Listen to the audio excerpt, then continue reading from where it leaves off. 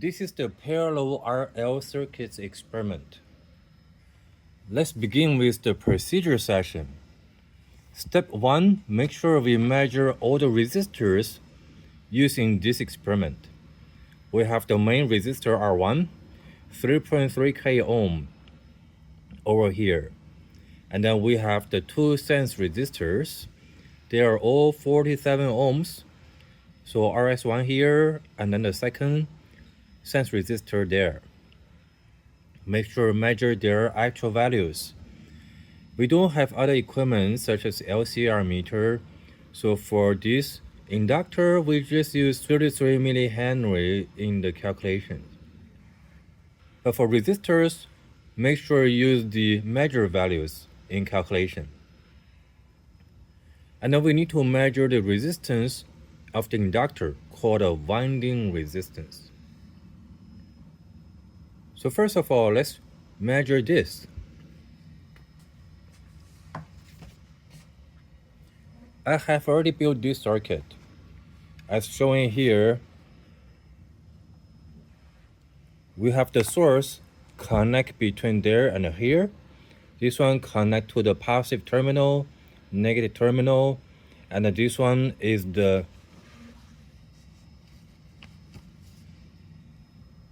47 ohm sensing resistor. This is the main resistor, 3.3 kilo ohm. We have another 47 ohm resistor. This side they all connect together, and here is L1, the 33 millihenry inductor. And then the top wire they all connect together. But first of all, let's unplug the resistor. We need to measure its winding resistance. We use our multimeter and then use the ohm meter mode, measure the resistance. Inductor doesn't have polarity, so we can measure in either way.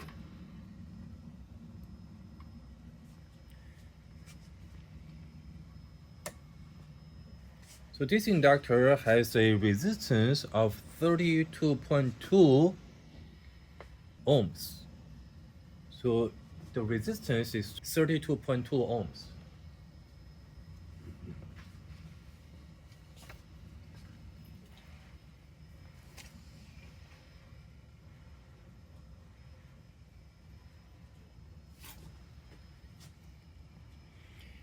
And then make sure to measure all other values.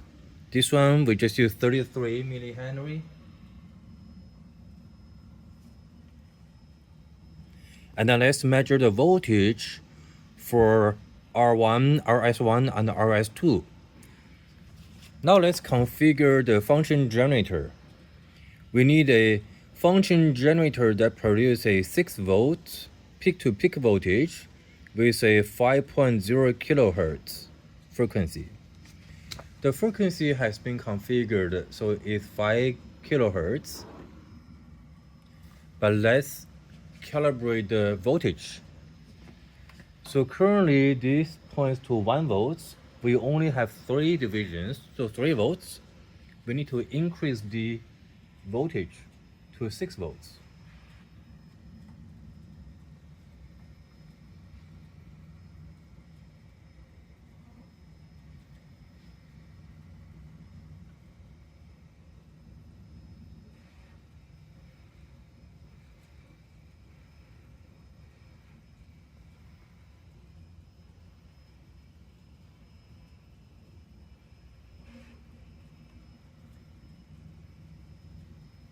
So now we have 6 divisions, so the output equal to 6 volts now.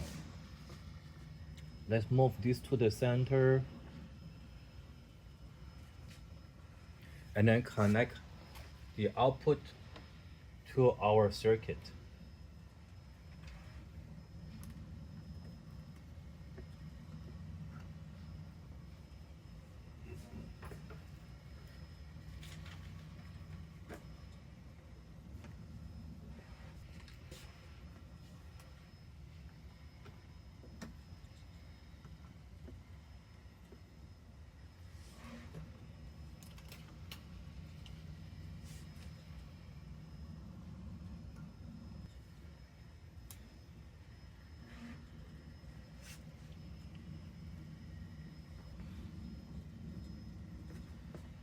Okay, let's measure the voltage across the resistor R1. So we take our multimeter, switch here to voltage mode, and then measure R1 voltage.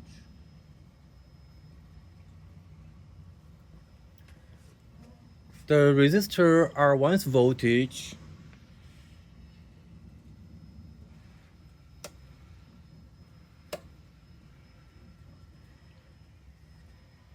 is about 1.97 or 1.96 volts.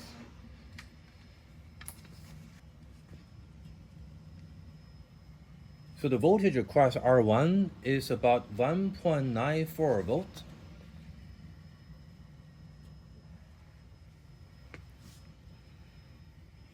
And let's measure the voltage across RS1.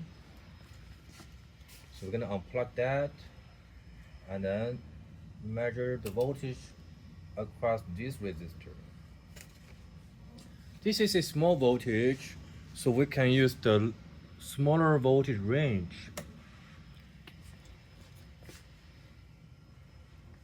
The voltage drops on the first sense resistor, RS1, is about 109.5 millivolts. So we have the 109.5 millivolts on RS1. Let's measure the voltage across RS2. So unplug here and then measure the voltage there.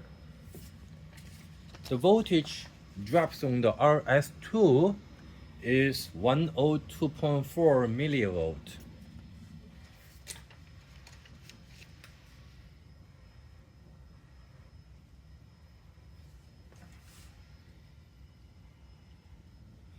And then based on these voltages with corresponding resistance, we can compute the currents, use Ohm's law. And then on step 4, using the oscilloscope, measure the peak-to-peak voltage across R1, RS1, also RS2. Use the two-channel difference method to measure the voltage across the two ungrounded resistor. Apply Ohm's law to compute the current in each branch.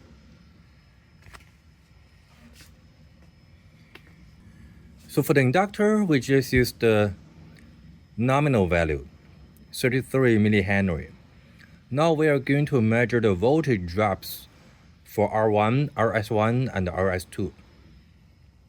Make sure measure the actual resistor values and then record the values over here. Because when we do the calculation, we need to use the measured values. Now let's move on. We're gonna measure the voltage drops for each of the three resistors, the R1, RS1, and the RS2. We need to use the oscilloscope to measure that because we need to measure the peak-to-peak voltages across R1, RS1, and the RS2. So first, we are going to connect the scope probes to the channels.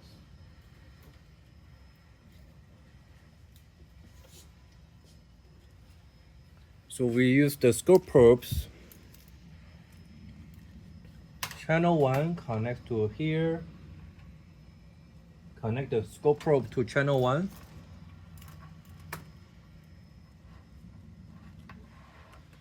And then second scope probe to channel 2.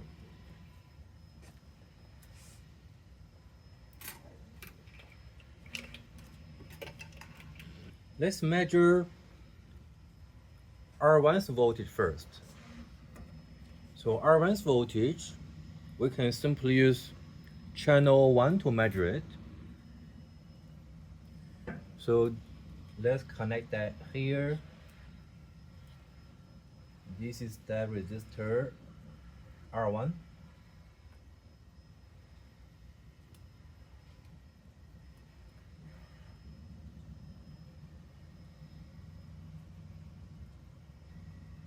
And then the alligator clip connects to the other side of the resistor. So now we get R1's voltage.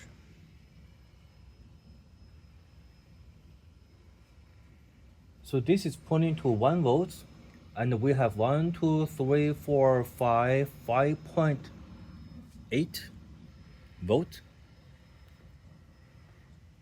And then let's measure the voltage across. So this is the voltage across R1. It's about 5.8 volts. And then let's measure the voltage across RS1. It's from here to ground. So let's disconnect that. Disconnect the ground clip.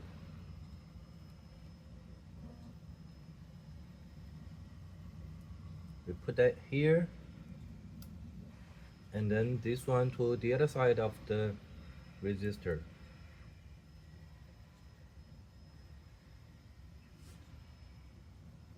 The voltage is pretty small, so we need to zoom in there, and then let's bring this down a little bit. So there are 1, 2, 3, a little bit higher than 3, probably 3.2. 3.2 divisions, and currently this is pointing to 0.1 volts per division. So 3.2 divisions times 0.1 volts per division, so it's about 0.32 volts.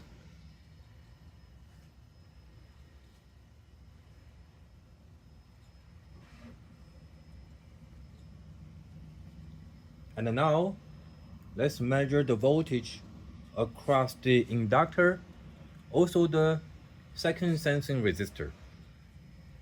Here we need to use the two-channel difference method. So first of all, we are going to disconnect channel 1. Channel 1 connects between here and there, or channel 1 connects from there to here. It measures the overall voltage.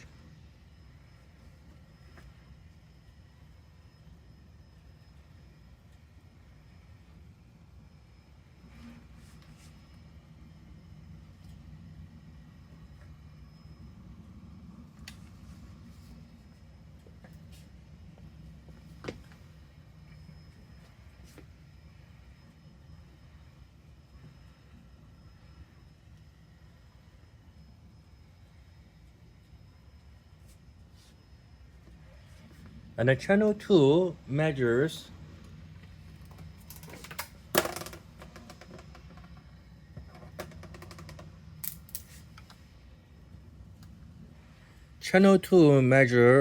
from here to there across RS2.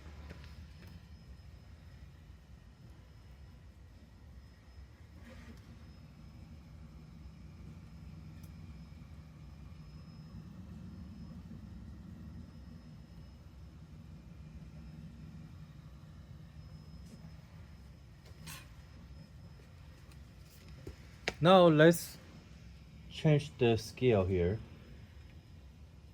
So this is pointing to 1. The other one also need to point to 1.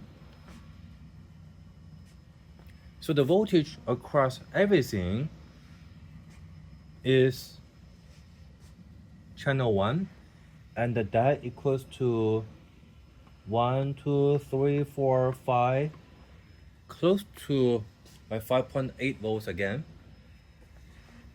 And that's the voltage of everything, which is R1's voltage, because these two branches are parallel. So the voltage here is the voltage there. This is 5.8 volts. This is also 5.8 volts, has been proved there. Now we are going to look at channel 2, where channel 2 is the voltage across here. That's the RS2 voltage. We can zoom in to see higher or more accurate number. That is 3.2 divisions, and we have 0.1. So 3.2 divisions times 0.1 equal to 0.32 volts.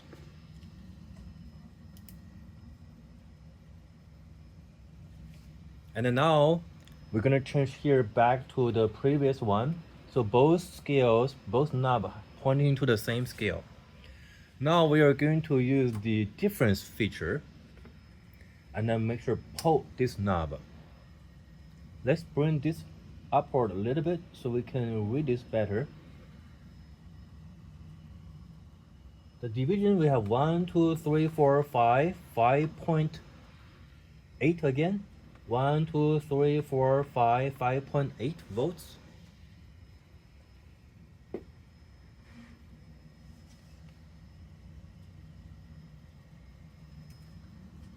So the voltage of the inductor is about 5.8 volts. With all the voltages, especially here, we can find the corresponding currents. Also, the current goes through the second sensing resistor is the same current goes through L1. So from this current, we can predict this is same.